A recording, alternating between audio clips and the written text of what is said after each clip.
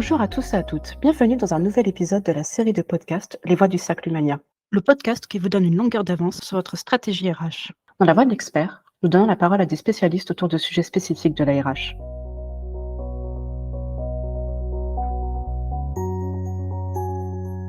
On l'ignore souvent, mais la discrimination selon l'âge est la plus répandue dans le monde professionnel. La France fait office de mauvais élève quant à l'emploi des seniors, et la réforme des retraites a remis ces questions au cœur des réflexions. La PEC a lancé une vaste campagne sur la place des seniors en entreprise. Pour approfondir ces questions, nous recevons Pierre Lamblin, directeur des études de la PEC, pour échanger sur le sujet. Merci beaucoup d'être venu, Monsieur Lamblin. Est-ce que vous pourriez commencer par vous présenter en quelques mots? Oui, bonjour à tous.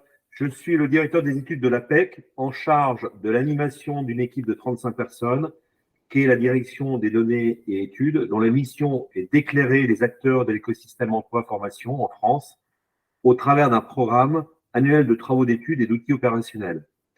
Ce programme, riche d'une quarantaine de publications d'études chaque année, porte sur les grandes thématiques de l'emploi cadre, à savoir les recrutements, les parcours, les inégalités sous toutes ses formes, mais aussi les rémunérations, les métiers et compétences. Et ce programme s'appuie à la fois sur des baromètres, mais aussi des études spécifiques avec la prise en compte de dimensions sociétales, territoriales et prospectives. Merci beaucoup. Pour commencer par planter les fondations, est-ce que vous pourriez nous donner quelques chiffres et éléments clés sur l'emploi des seniors aujourd'hui? Au début de cette année, la France métropolitaine comptait près de 713 000 cadres seniors en emploi dans le secteur privé. À cela se rajoute un peu plus de 100 000 demandeurs d'emploi cadres seniors inscrits à Pôle emploi en catégorie ABC. Et au global, les cadres seniors se distinguent des cadres plus jeunes par le fait qu'ils sont moins souvent diplômés du supérieur. Également, ce que l'on observe, lorsqu'ils sont au chômage depuis 1 an ou plus, donc dit chômage de longue durée, les seniors sont aussi 2 fois plus nombreux en proportion par rapport à l'ensemble des demandeurs d'emploi cadres, et 40% des cadres seniors ont déjà connu au moins une période de chômage. Il traduit des difficultés assez fortes sur cette population pour revenir à un emploi. Et qu'est-ce qui pourrait expliquer cette différence entre les populations cadres seniors et les cadres plus jeunes? La discrimination liée à l'âge est le frein majeur de retour à l'emploi des demandeurs d'emploi cadres seniors. C'est le facteur numéro 1 comme difficulté de retour à l'emploi, mais aussi d'autres difficultés viennent se rajouter. À savoir, souvent chez les cadres seniors, le départ de l'emploi précédent est souvent non anticipé et le projet professionnel est d'autant plus complexe à construire que beaucoup de seniors occupaient leur poste depuis plus de 10 ans. À cela se rajoute que les profils expérimentés sont relativement moins présents dans les offres d'emploi qui sont publiées par les entreprises qui recherchent des compétences cadres.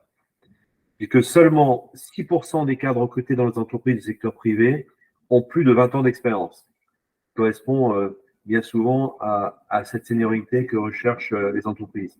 Contre près de 61% des profils ayant entre 1 et 10 ans d'expérience professionnelle. Donc aujourd'hui, l'appétence des entreprises des recruteurs dans le privé se tourne préférentiellement vers des profils qui ont la trentaine, donc 30-35 ans. C'est le profil idéal. Sans caricaturer, ce sont des profils avec de l'expérience, pas trop, mais immédiatement opérationnels. Et on pourrait rajouter pas trop cher. Et qu'est-ce qui vous a poussé au sein de la PEC à vous pencher sur le sujet de ces cadres seniors? Pour nous, la PEC, le recrutement de cadres seniors est clairement une solution pour surmonter une situation paradoxale, où d'un côté, on a des entreprises qui renoncent parfois à recruter, faute d'avoir trouvé des candidats, et dans le même temps, de nombreux demandeurs d'emploi cadres seniors sont à la recherche d'un poste cadre et sont écartés alors qu'ils constituent autant de compétences disponibles. Donc c'est ça ce paradoxe qui est assez franco-français, si je puis dire. D'un côté, des tensions de recrutement comme jamais aussi élevées. Nous publions aujourd'hui le baromètre trimestriel de conjoncture pour le 4e trimestre 2023 et nous avons encore 3 entreprises sur 4 parmi celles qui envisagent de recruter qui anticipent des difficultés de recrutement. Alors que par ailleurs, il y a un vivier de compétences disponibles sur le marché, notamment chez ces 100 000 personnes inscrites à l'emploi, à Pôle emploi, et qui recherchent un emploi de cadre. Pour revenir à l'APEC, dans le cadre de ses missions d'intérêt général, l'APEC accompagne à la fois les cadres, notamment seniors, mais aussi les entreprises dans le recrutement de cadres, notamment pour faire changer leur regard à l'égard des seniors, puisque on est dans ces cas-là vraiment sur des stéréotypes, des schémas de représentation qui sont bien ancrés depuis des années dans les entreprises, chez les managers, chez les recruteurs, qui se satisfont des seniors quand ils sont en emploi, mais dès lors qu'ils sont passés de l'autre côté, quand ils sont au chômage, ah ben là, on les considère obsolètes, plus au fait des nouvelles technos, etc., etc. Comment les cadres seniors peuvent casser ces représentations et ces stéréotypes? Qu'est-ce qu'ils peuvent mettre en avant face à des recruteurs? Aux seniors de mettre en avant leur expertise, qu'elle est fortement reconnue quand ils sont en emploi, et aussi leurs compétences, ainsi que leur expérience au travers de nombreuses situations vécues, mais aussi de difficultés résolues et d'erreurs dépassées, si je puis dire, on dit autrement, d'enseignements tirés d'erreurs qu'on a pu faire, voilà, c'est plus positif, mais aussi de bonnes pratiques en matière d'organisation.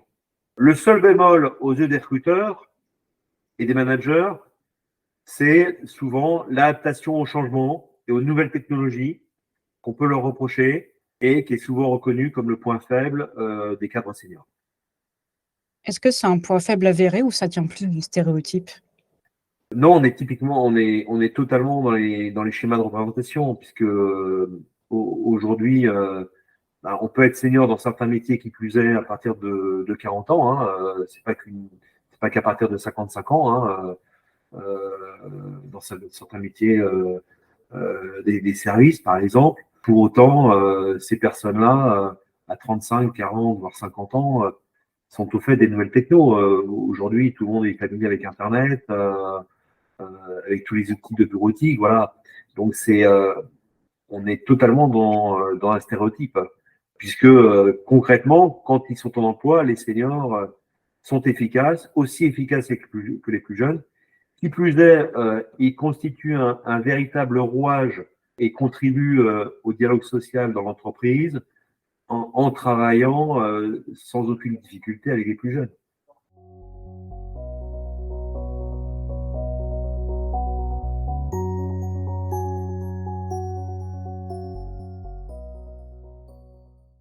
Pour revenir à la méthodologie de vos études, comment vous avez abouti à ces résultats? Alors, nous avons, je l'ai évoqué rapidement, nous avons à l'APEC donc une direction des données et études qui constitue un véritable observatoire du marché de l'emploi cadre et qui s'appuie sur un outillage d'études barométriques, donc annuelles, trimestrielles, mais aussi d'études spécifiques. Et nous avons mené récemment des travaux très spécifiques sur la population des seniors, à la fois en emploi, mais aussi auprès des personnes qui sont inscrites à Pôle emploi. Et ce travail, d'ailleurs, a été réalisé en partenariat avec Pôle emploi, afin de mieux comprendre ces populations au travers d'entretiens, d'interviews de ces personnes-là, donc des travaux plutôt qualitatifs, ou aussi pour objectiver de manière quantitative ce qu'il en est.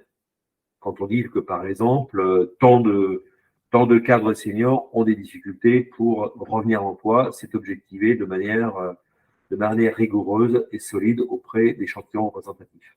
Alors, on sait que la question des seniors est déjà au cœur de nombreuses études et fait partie des préoccupations de grandes organisations comme la NDRH ou l'Institut Montaigne. Que l'APEC propose des solutions spécifiquement pour l'emploi des seniors ou à des recommandations spécifiques? De façon globale, les cadres, quel que soit leur âge, peuvent avoir recours au conseil en évolution professionnelle, donc le CEP, hein, qui permet à tout cadre de travailler sur son employabilité. Et récemment, nous avons interrogé les cadres sur ce sujet-là, comme sur celui du CPF d'ailleurs, le compte personnel de formation. Et près d'un cadre senior sur 3 nous déclarait avoir l'intention d'avoir recours au CEP à l'avenir, hein, contre 1 sur 2 au global, tous âges confondus. Mais c'est aussi pour se faire accompagner dans le cadre d'un projet de reconversion professionnelle, puisque là aussi on l'a mesuré de façon objective, puisque 7% des cadres seniors ont engagé un projet de reconversion, dont certains pour changer de métier. Donc le CEP comme le CPF sont des outils bien utiles.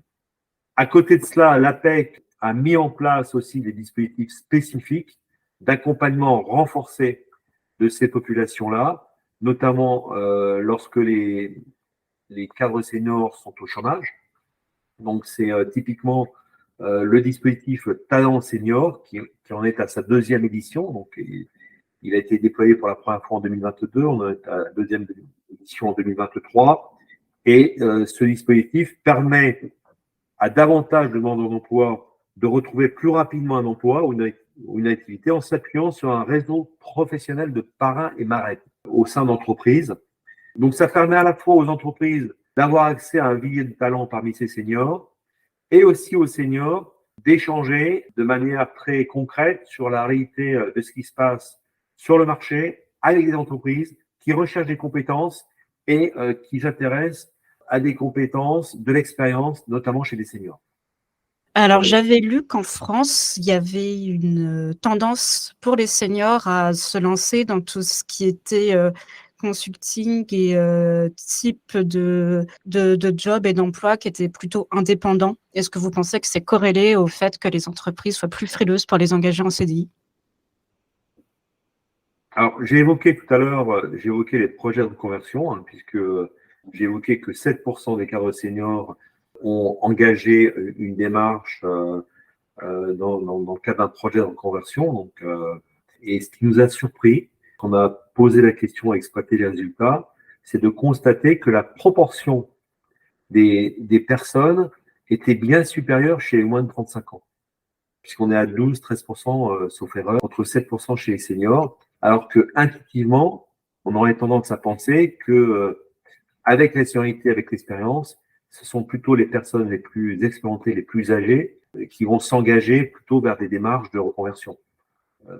Voilà, donc c'était un peu contre-intuitif. Après, il faut aussi entendre les nouvelles aspirations des nouvelles générations chez les plus jeunes qui sont à la quête de conditions de travail différentes, mais aussi de quête de sens dans leur travail.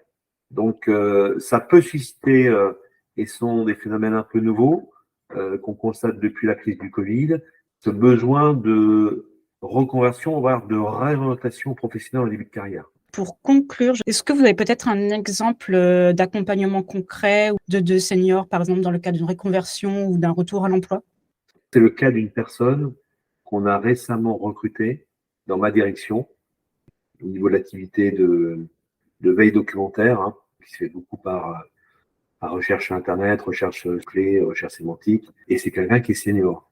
Ce qu'on cherchait, c'était de l'expérience, quelqu'un d'opérationnel et qui ne recherche pas nécessairement un plan de carrière, qui ne cherche pas à se projeter. Voilà. Donc, en fait, on a une démarche de recrutement qui s'est totalement affranchie de toute référence à l'âge et au diplôme. Donc, une démarche totalement basée sur la compétence qu'on recherche. Il devrait être le cas systématiquement.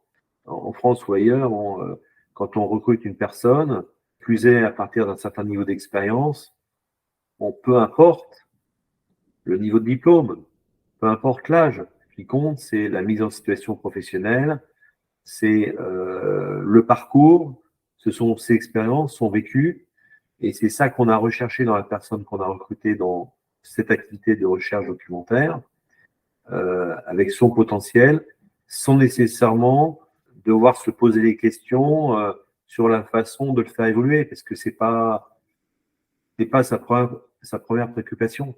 Vous allez justement évoquer la notion de potentiel aussi lors des recrutements, parce que même les seniors peuvent évoluer. Bien évidemment, l'évolution professionnelle, ça va pas être la préoccupation première d'un senior de 55 ans et plus par rapport à un jeune de 30 ans ou 35 ans, forcément. On voit très bien dans les critères qui sont jugés essentiels pour un cadre quand il rejoint une nouvelle entreprise, quand ils cherchent à changer d'entreprise, c'est quoi? C'est la rémunération de très loin qui arrive en premier. Ensuite, ce sont les conditions de travail, mais c'est aussi le développement des compétences et l'évolution professionnelle.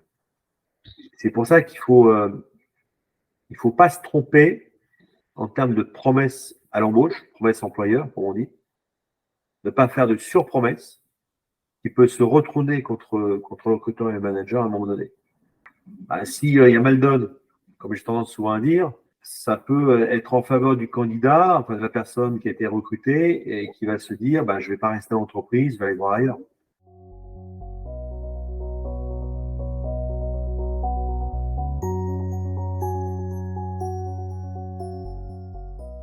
Merci beaucoup Pierre Lambiat pour ces échanges. N'hésitez pas à consulter le site de la PAC via le lien dans la description.